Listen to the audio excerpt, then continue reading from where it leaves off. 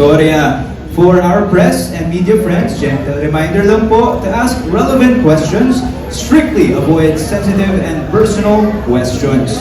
Please remain respectful, only series-related questions lang po, okay? Take note, one question for one media member. Alright, nagkakaintindihan ba tayo? Hep hep! Hep hep! Viva! Viva! Ba't may nagsabing Viva 2? Sino yon? Ano ba yan?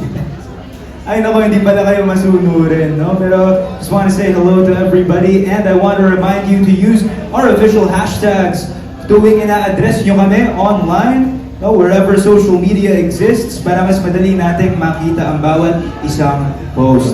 But di na natin simulan with Abantes' very own June Lalin. Hi!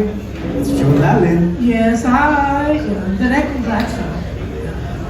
Ang bongga na si Dulcine Drake Palma kasi sunod-sunod ang mga immediate event. Pero, sige, since may mic ka, congratulate ko lang dapat sa Direk. Thank you. Kasi na-shock na sad kami.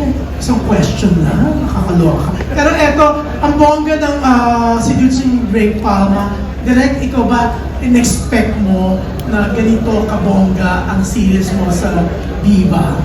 Siyempre, ang bongga rin kasi nanalo ka ng ilang awards dahil sa katatapos mo na ng project, di ba? May future yun. Thank you, Sir Julie. Actually, nung una lumabas yung teaser na si Robin pala, nagulat ako sa engagement. Less than 18 hours, nasa 2 point something M. Tapos parang in-expect ko na kapag lumabas si Angela. Kasi nag-expect sila ng partner, ng female partner. Feeling ko mas dodoble yung engagement. In which nangyari nga siya. Nung lumabas yung pangalawang teaser with Angela, naging 4 point something in less than 24 hours. So ako talaga nagulat, na-overwhelmed, and of course, happy kami lahat, even the cast, tsaka ang diba. Yeah. Pero direct, can you describe bawat isang artista mo? As a person? Bilang artista, bilang sa set. Sila? Siyempre ako, nag-chat tayo, na-excite. Sobra ka na-excite, di ba? Yes. Hindi nga lang pwedeng mag-reveal kasi. Oo nga eh, tinanong mo ko, sabi ko, di ba pwede? Pero yun, sobrang happy ka, sinasabi mo sa akin. Pero yun, simulan natin kay Robin and yan, hanggang sa iba. Si Robin kasi nakasama ko na siya sa Instant Daddy before, pero very minor pa yung character niya. So nung nagkita kami dito sa Seducing, natuwa naman ako. Kasi nakita ko siyang mas nag-matured as a person, as an actor. Tsaka mas umangat na yung role niya, dito siya dito. So nakakatuwa yun, and Robin is very professional. Sobrang professional ang batang to. Nakikita mo yung dedication niya as an actor. Hindi siya nalilate, alam niya yung dialogues niya, alam niya yung eksena, alam niya yung character niya. Makikita mo talaga yung passion niya sa ginagawa niya. And si Angela naman, nakakatuwa itong batang to kasi ang sweet-sweet lang talaga niya. Kapag may kinokorek ako sa kanya, sorry siya ng sorry. Feeling niya may mistake siya. Pero it's part of the job of the actress na i-correct minsan ng director kapag mali yung tingin, mali yung marker, whatever. Pero she always apologizes. Kaya nakakatuwa na sobrang niyang pleasant as a person. And very sweet person. Uy, nasusweetan ka dyan, baka isipin ng iba na may hindi ka magandang experience. Hindi. Hindi. Very sweet person talaga siya. Tsaka lagi niyang inuubos yung chocolate ko sa akin. Marami kasi akong dalawang food sa shooting, may sarili akong box. Lagi nang tinitira yung mga chocolates ko. Pero okay lang, is for everyone naman. And si Dila naman, nakaka one day shoot pa lang yata tayo. No?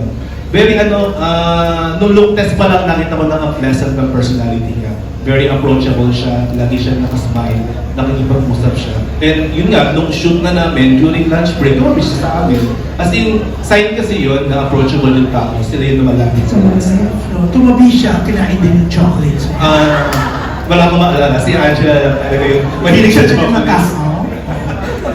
How about yung lima pa sa likod? Hindi mo pa sa likod. Si Frost, ang cute kasi ng character niya together with Yumi. Sila kasi yung comic relief ng series. Ang galing-galing nilang dalawa. Kuhang-kuha nila yung nai-imagine kung tulingan. As in, medyo comedy si Frost dito tsaka si Yumi.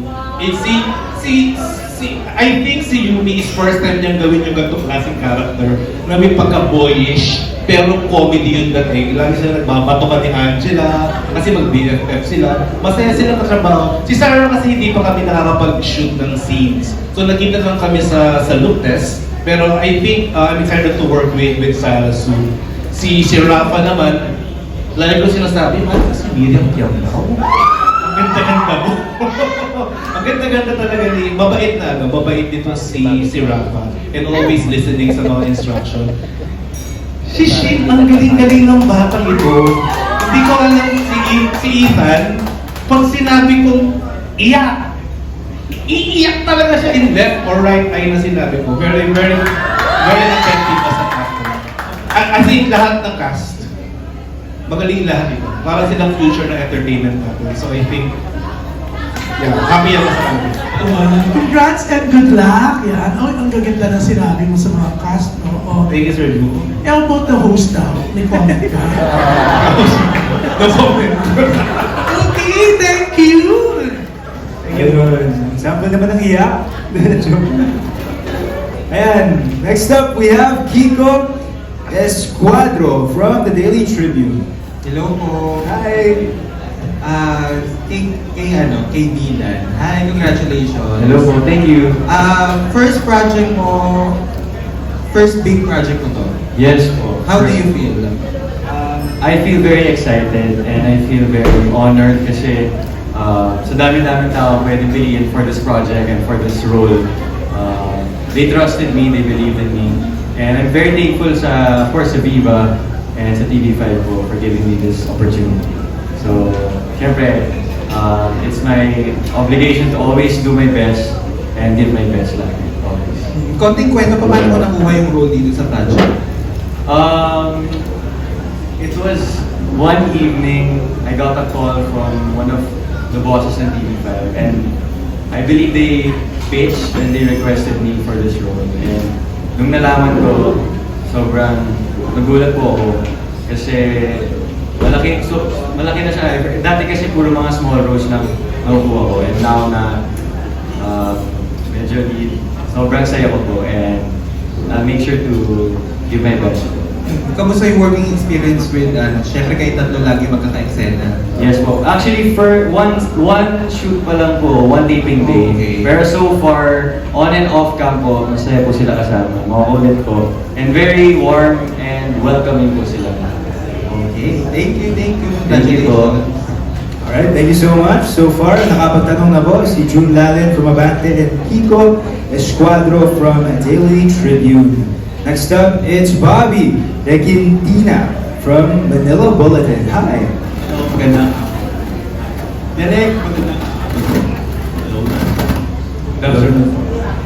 Oh, Okay, Derek, coming from a romantic movie, ano? And then ito medyo may pagka-romantic din yung peg ng series, no? Nahirap mo ba kayong ipalabasin yung kilig moments silang dalawa ni Angela and Robin? Di eh. Natural eh. Pag nagtinginan sila, may kinang yung mata nilang parang totoo. So effortless yung kilig ng dalawang to. As in, ang dami ng, if you saw the teaser, the trailer, may mga scenes sila palagi na almost nose to nose. Wala, effortless. Nakakakilig sila together. Very natural yung kilig sa kanilang dalawa. Nasa take one. Madalas take one. Madalas take one. Madalas take one. Iba yung kinang ng mata ng dalawang artista. Okay, thank you, Derek. Well, Congratulations. Thank you. sample daw ng tinginan! Grabe naman yun. Alright, thank you for that wonderful question, Mr. Bobby. Next up, we have Dolly Ann Carvajal ng Inquirer. To the whole cast, what's your takeaway from the character that you portray in the series? Or what do you learn from the character that you portray? Anybody can answer. Thank you.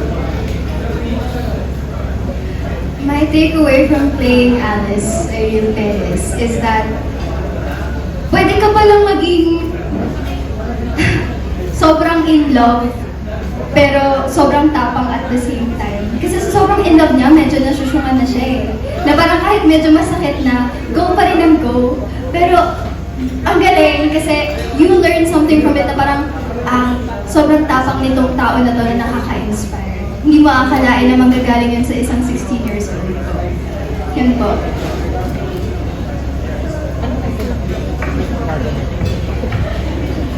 Anyone else? Oy, Jacqueline po ito. Ayun, ako po natutunan ko sa pagganap ko kay Direk. Natutunan ko po ito kay Direk Jack, kaso wala na po siya kayo nasa US na yung AD namin. Parang meron po kasi akong sobrang bigat na eksena para sa akin kasi sobrang bago po nito sa akin, like humahagulugol po. Yan. Tapos di po ako makaiyak. Tinuro po sa akin ni Direk Jack na hindi kailangan palagi matibay ka, sabi niya. Mula pagkabata mo, hindi mo pinapakita yung emosyon mo. Lagi mo pinapakita na matatag ka. Pero minsan, kailangan mo din ipakita na hindi ka naman talaga matatag. Yan yung grupo siya din. My takeaway naman sa character ni Trip, si Trip Palma kasi, grabe din siya magmahal, as in sobra. Quiet lang pero buo siya magmahal. And umabot sa point na kahit di rin siya mahal or hindi na-reciprocate yung love sa kanya, mamahalin niya kasi mahal niya yung tao. And yun, since may mga experiences din ako siguro before na gano'n, ma-apply ko yung sarili ko na sometimes pwede ko rin mahal, mas okay din na siguro na mahalin ko din sa sarili ko. Or unahin din siya.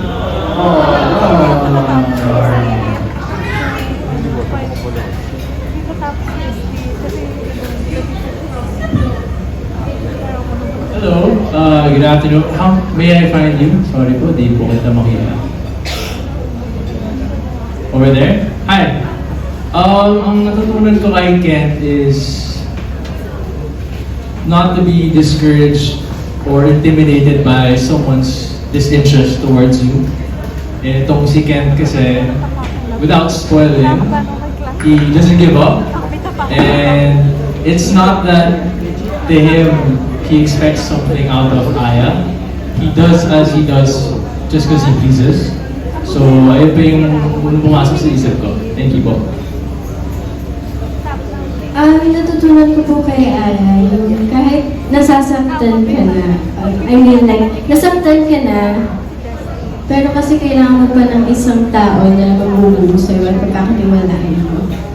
Ganon yung nangyari sa amin ni Ken. Ayun lang po. Ako naman po, bilang si Shara, I haven't been able to shoot as Shara yet, but in preparation for the character ko, mas inaaral ko po yung pagiging vulnerable ni Shara, kasi not to spoil either, but she's more of a sad girl, lover girl type. And ayun, she also, like, in studying her character, I also have to study being more emotional, being more vulnerable, and ayun. Thank you for the question. Ako naman po, natutunan ko as Kay, is hindi mo kailangan ng ibang tao para iparamdam sa isang tao na mahal mo ka, na para lang saktan siya at lumayo para sa'yo dahil may rason bakit kailangan mo siyang himalayan. Parang kailangan mo lang maging direct to the point para hindi ka makasakit na ibang tao. Ayun mo. Parang naiiyak. Akin naman po, Asheen Mendoza. Sometimes po you have to fight for the person you love kahit minsan nakakalimutan niyo yung sarili niyo. Yeah. Wow! Alam mo talaga yan. Hindi po, yun po. Sometimes you choose to love po who you love. Kaya paglalaban mo talaga ang dulo. Puro hugot. Abangan natin yan. Thank you. Thank you po. Puro hugot in the Tagos na Tagos. Okay, so that was Miss Dahlia Carvajal of Inquirer. Next up, may we call upon Ambet Nabus ng Marites University and Hataw. Hello, good afternoon po. Afternoon. Yeah, first question ko kay Robin. Sa mga previous media con kasi, pag ini-introduce ka bilang isa sa mga bida, this time, ikaw na yung pinaka-bida, yan nagdadala ngayon ng grupo. So, anong pinagkaiba nito before? Ang pressure nito sa'yo right now? Malaki po yung role ko pero hindi ko pa po sinasabing bida. Parang ayoko lang po na bida na.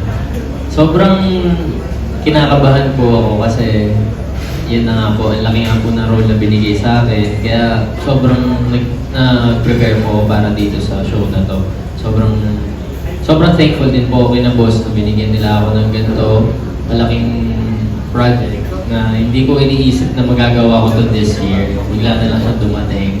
Thank you din kay Lord, sa family ko, sa lahat po na tumulong sa akin. Pero may pressure ba sa'yo yun? Sobrang. Paano minahandle? Hindi. Ano lang po ako, pag po nagbabasa ako ng script, gano'n, talagang pinakaka-aral ko po. Para pagdating sa set, alam ko yung gagawin ko, hindi po ako masyadong kakabahan.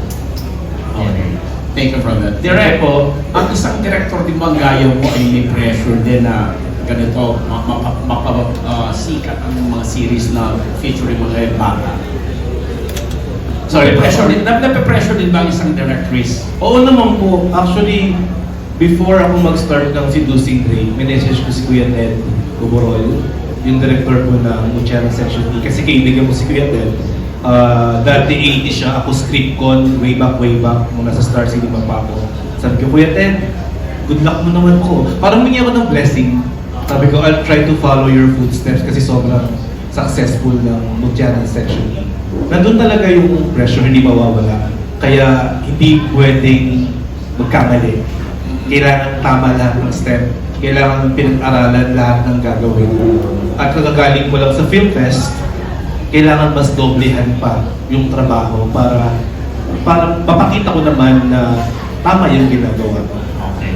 Speaking of pinag-aaralan, paano kayo nagko-collaborate ng writer in terms of yung pagpapakita ng mga eksena pambagets talaga at napapanahon ngayon sa ganito lalo social media world? Dumadaan po kasi yung script revision sa pagsinulat po ng writer yung meron muna yung treatment, tapos magiging script as draft 1, 2, 3, 4. Dumadaan sa akin, dumadaan sa Viva, dumadaan kay Arisa. Lahat sinasala namin hanggang umabot sa pinaka-final draft. Isang episode pa lang yun. Ganun siya kabusisi. Minsan inaabag kami ng third draft. Ultimo maliit na detalye, kailangan malinaw sa character.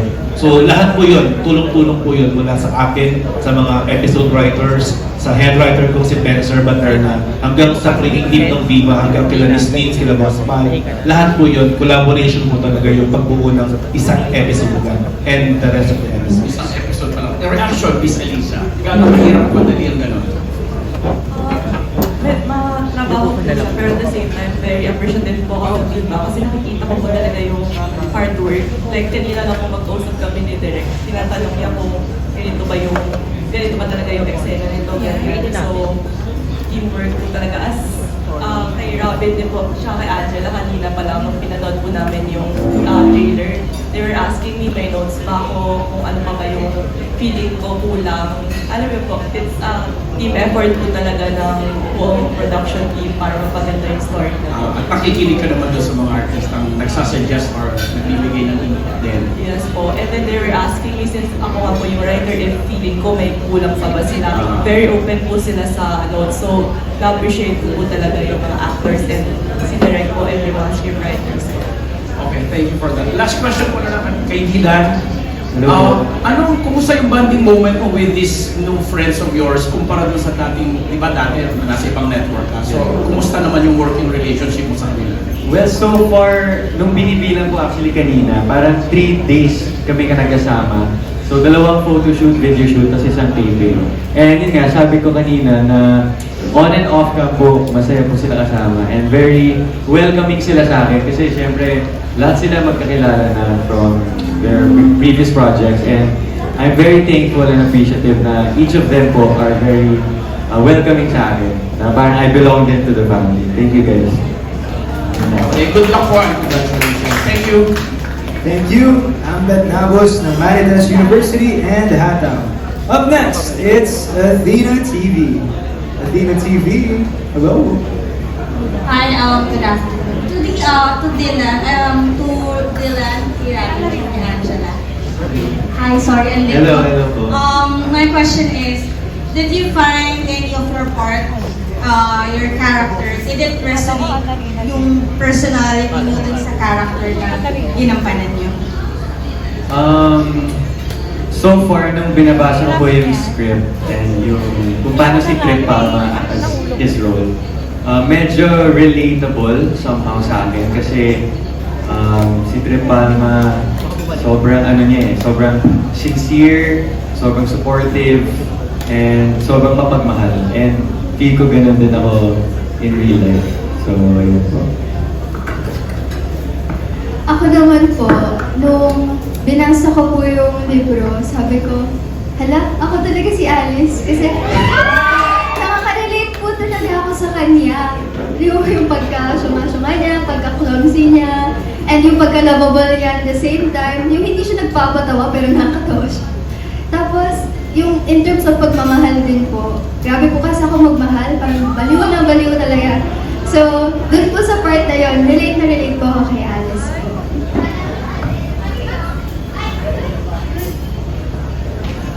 Ako naman po, pagkaparehas namin siguro ni Ray Palma, yung love niya sa mami niya. Yun lang. Bukod doon, hindi na po masyado na-relate. Yun lang po lang sa mama ko. Thank you po. Alright, thank you so much. That was Athena TV. Next up on the line up, we have Jojo, Panaliga ng Rider PH.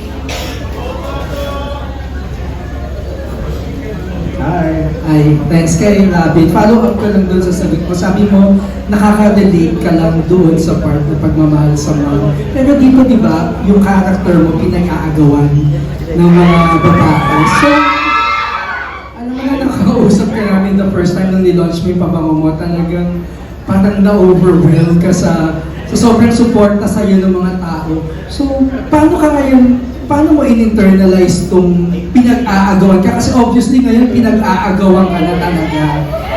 So, anong feeling? Hindi naman po pinag-aagawan. Akala mo ba sa mga fans mo? Parang hindi sila mag-aagawan. Hindi, pero si Drake po kasi parang hindi naman siya nagsasalita kahit pinag-aagawan na siya. Parang wala lang po sa kanya. Parang ang iniisip lang niya, pag-aaral niya, yung nanay niya, gano'n lang. Yun lang po. Follow up lang. So, wala ka bang experience na naramdaman mo na ngayon kung ano yung fame mo? Wala ka bang yung sa mall or biglang may mga lumalapit sa hinahabol ka? Wala bang gano'n? Sa totoo lang po, happy po ako na marami na nakakilala sa atin, na nakikilala na po tayo ng mga tao.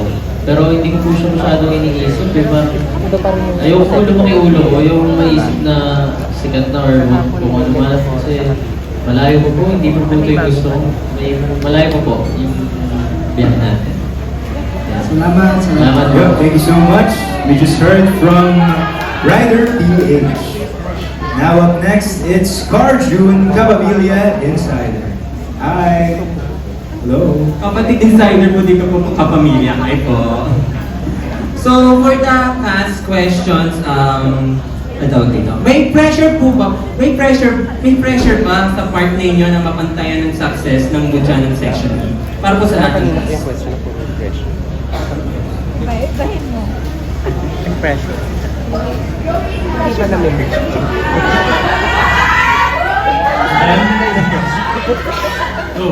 Sino siya? Hindi ba,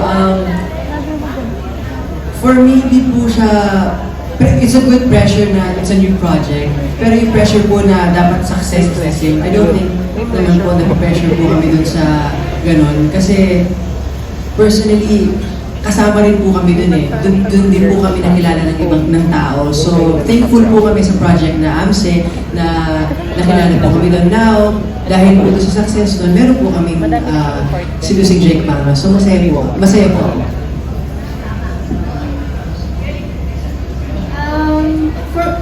For me, yes, syempre hindi naman po mawawala yung pressure mo sa sarili mo. At the same time, bagong character din po kasi ito sa akin.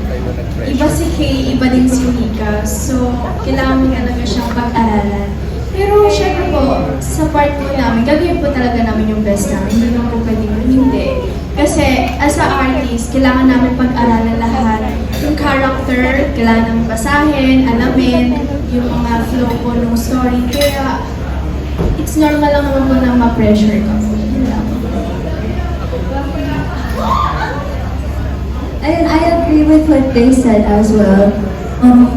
Of course, with this new project, ibang-iba rin po yung dynamics ng each and every one of our characters. So, bale, hindi ibang Rafa na po yung makikita nyo dito in comparison to our previous project. And of course, since it was such a huge, thankfully, such a huge success, we are very grateful po. And it just pushes us to want to do better, to give you a better performance po in this show. Ano po yan? Sa Kuya, pwedeng iwan mo na lang. Ipagkat ko na lang. Pero ano po, actually hindi naman po namin iniisip yun. Sa ngayon, ang iniisip po namin is maging better yung acting, better kami sa work, better yung magkakasama kaming lahat sa set. So, ayun lang po. Masaya naman po kami kung ano man po binibigay sa amin ng Diva. Hi, hello. Thank you for your question. You know, I never once thought of it like that. Never ko inisip nyo na pressure ba ako dito. Kasi to double down on sinabi ni Ethan, like, success has many different faces, many different images. AMSI is AMSI. This is Mission Impossible, seducing Drake Pablo. Iba yung team, iba yung halos iba yung cast. And I've never once felt the pressure. If anything, you know, I look at these as two different types of success. That's what I'm looking at. That's what I'm aiming for. So, yun lang po. Sa akin naman po, siguro po may konting pressure kasi nga sobrang happy din ako kasi sobrang laki ng mutya. Tapos dahil nga ang laki ng mutya, sinuportahan nyo kami, may kasunod ka lang, kasunod si Drake Palma. Nakakakaba lang po dito kasi ang laki na po nga ng role natin dito. Tapos, mas pinag-aralan ko po ito, gano'n. Kaya may pressure pa din. Ikaw naman. Ako naman po, aaminin ko po talaga. Nung unang akong tinawagan at sinabihan na ako, ikaw na to, ganyan. Sobrang saya ko lang. Tapos after nung saya ko, ila siyang napalitan ng pressure, ng kaba, na, hala, bakit ako nag-oo? Kaya mo ba yan? Tapos, I started doubting myself kung kaya ko ba. Pero, ako kasi, ito yung pangarap ko eh. Matagal ko na itong hinihintay. At andito na to, tatanggi pa ba ako? So, magpapatalo ba ako sa pressure? Siyempre, hindi. So, I used it as motivation to become better. Mag-focus po ako sa acting ko, mag-focus po ako sa character ko, and mag-focus po ako sa success. Ay, sa pressure ng success, hindi naman po ako ganun na nape-pressure katulad ng una. More on enjoying na lang po. Ine-enjoy ko na lang po kung ano yung nasa harapan ko po ngayon. Kasi minsan lang. Ay, sana dumalas po.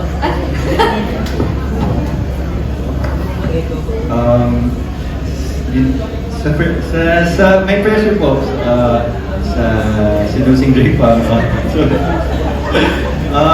syempre, working with these Viva artists na napakagaling po nila, and kita-kita naman po yung pagka-lakas po ng mutya, and syempre, knowing na nag-role po ako dito, it's not just a small role, but it's a kind of big role for me, and syempre, I'll take it as a good pressure. Same what Angela said, na gagawin ko siya motivation to be a better actor, a better artist, and just do better sa craft ko. And yun, so thank you. Last question for Dylan. Ano pong first ever reaction nyo na naging part po kayo ng Seducing Drake Palma?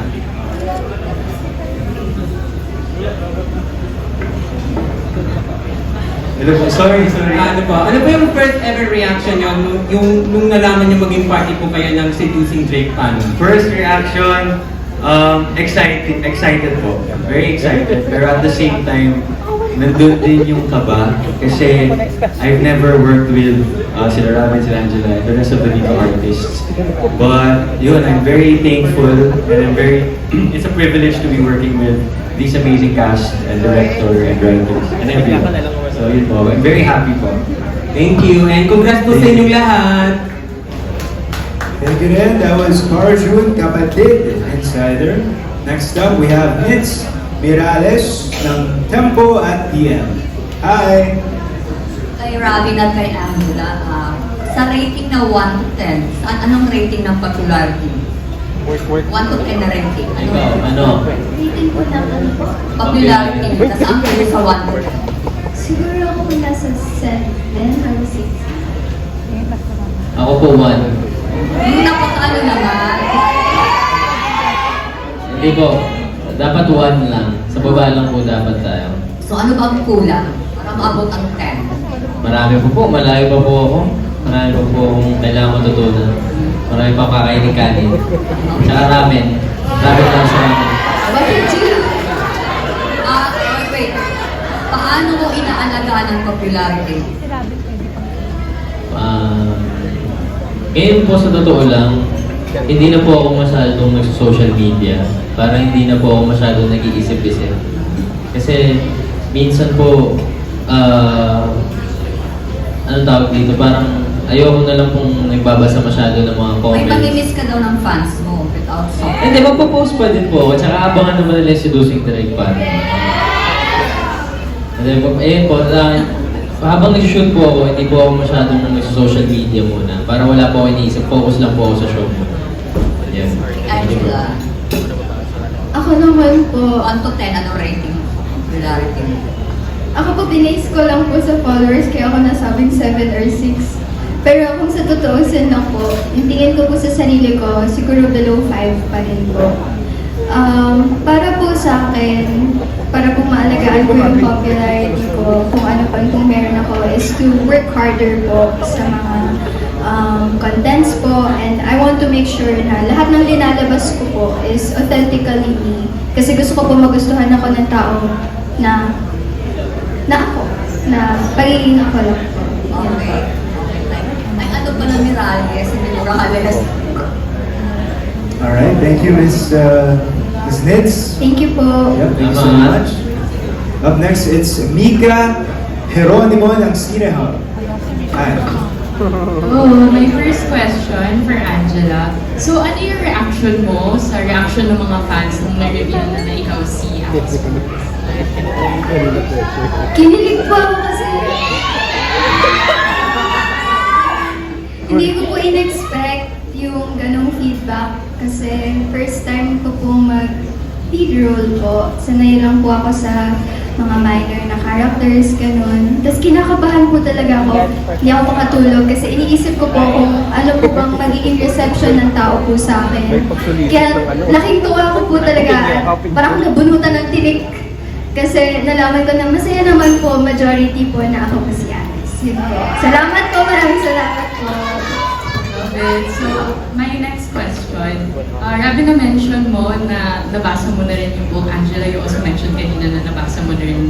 So, this question, to both of you or anyone else sa cast na nabasa na yung original book, anong scene or anong moment in the original story ang excited kayong i-bring to life?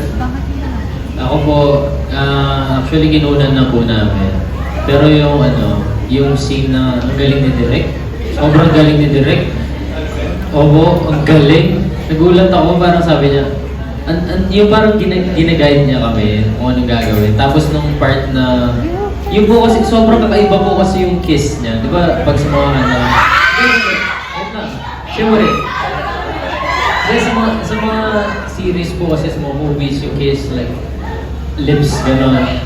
Pero yung scene po na to, sobrang ganda din ng sinulat ni Sarisa, di ba? Parang kinis niya sa mga parts na, nasa book yun, nasa book. Kinis niya sa mga parts na hindi pa nagkikiss sa kanya kasi akala niya, first kiss niya yun. Yun talaga, yun. Ayan. Ayan po, yun po yung favorite scene ko. Abangan nyo kung paano. Galing. Magaling. Ikaw. Kaya-kaya ko yun dun sasabihin ko. Pero nung binabasa ko po yung libro, dun ko po unang naramdaman na yung tumiling talaga ako while reading it. Ang cute! Kasi hindi mo ini-expect. And may isa pa po akong favorite scene is yung sa acquaintance party po. Yung unexpected po na hindi ba siya na sasayawin siya. Nakakakilig po talaga. Kinilig ka? Oo. Ha? Sadali lang na.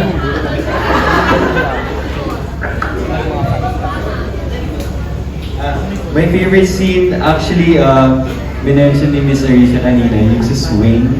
So parang yun yung time na 5 beses pinaiyak ni Rick si Alice. And umiyak siya 5 times. And yun, medyo nakakalungkot. Pero isa yun sa mga aabangan nyo. And yun lang. Thank you.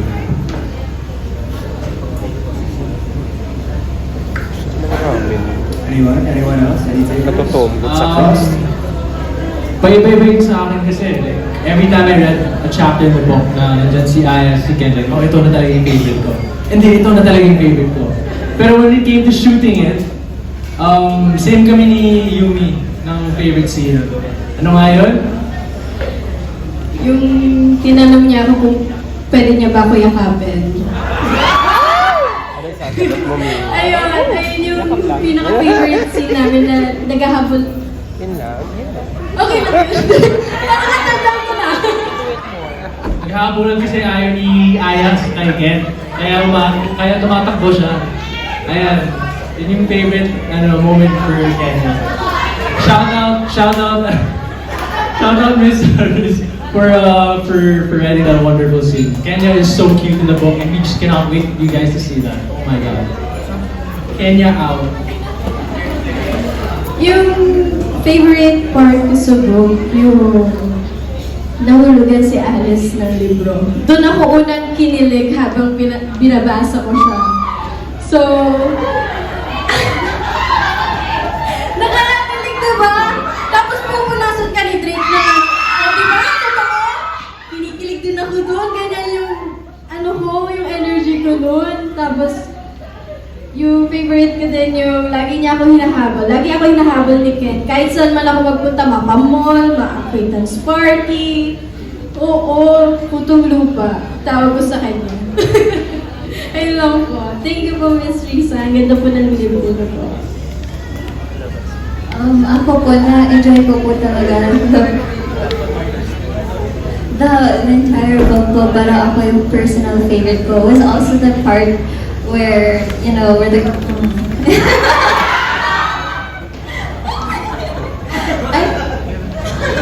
Ayun po, that was my top favorite po in the entire book. Yung favorite part ko naman po, since Shishin po kasi lagi naghahabol sa akin, may times naman ako naman po yung maghahabol. Nabalikan niya ako kasi. Pero hindi pa po namin nasushooting, pero yun yung isa kong gusto ko favorite part.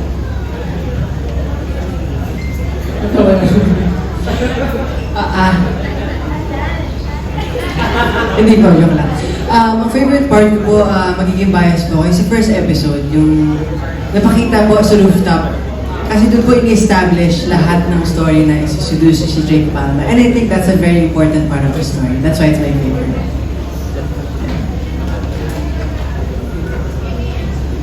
Alright, thank you for that. Thank you, Miss Iga ng Cine Hub. Lastly, we have Bao Kaniyama, TikTok content creator. Hi. Hello, I'm here, guys. So I only have one question for all the men. Kasi based on the trailer, parang yung character, I'm here direct. Yung character ni Angela, she was not afraid of showing her affection towards Drake. So my question for you guys, kung in real life ba, anong prefer nyo? Na yung girl ba yung unang nag-first move? Or kayo dapat ang unang mag-first move? Ilan? Kasama ka direct dito ha. Sige na, sige. Hello po. Usually, hello po. Ever since, kailan ba ako nagka-relasyon? Ever since grade school, high school, college. Usually, ako po yung nagtatanong. And ako po yung umaamin. Ako yung nagko-confront if nagkakaroon ako ng feelings sa girl. And, ayun, sa story, ganun din. Ikaw, sino gusto mo na nag-first move? Kapag gusto ko, ako, kapag, like nagpapakyut lang ako, gusto ko i-try.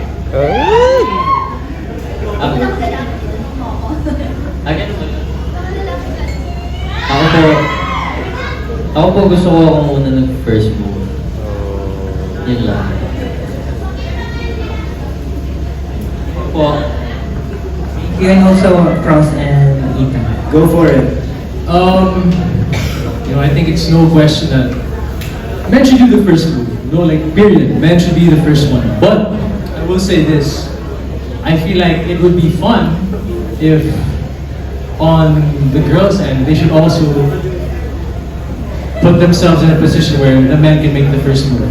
Para it's like you're bouncing off of each other's attraction and how you feel towards each other. So on retrospect, men should be making the first move. This is my opinion. But women should also be in a position where the men can do that as well. But if you want to give the guy a hard time, go for it. I get that too. I get that. Lastly, Ethan. Ako po, for me, personally, mas prefer ko po yung ako po yung nauna or yung guy na nauna, mangligaw. Kasi, ako po yun. Pero I feel like kung babae po yung mauna, wala nang po problema doon. Love has no boundaries. Love is love. So, okay lang. It works both ways. Thank you so much. And ako naman siguro, go.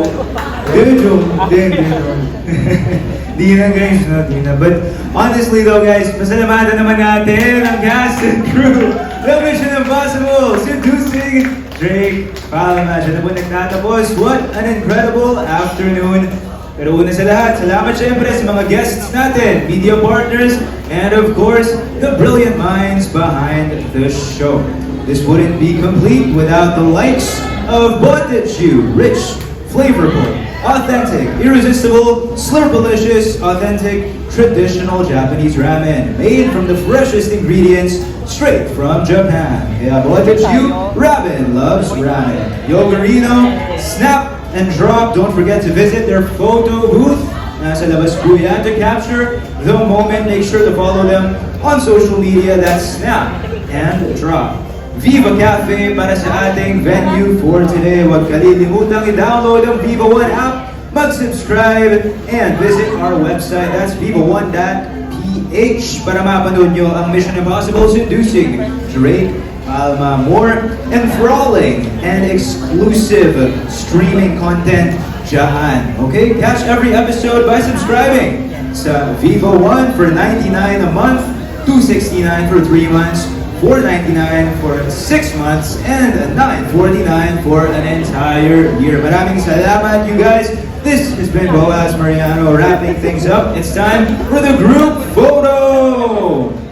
Yan.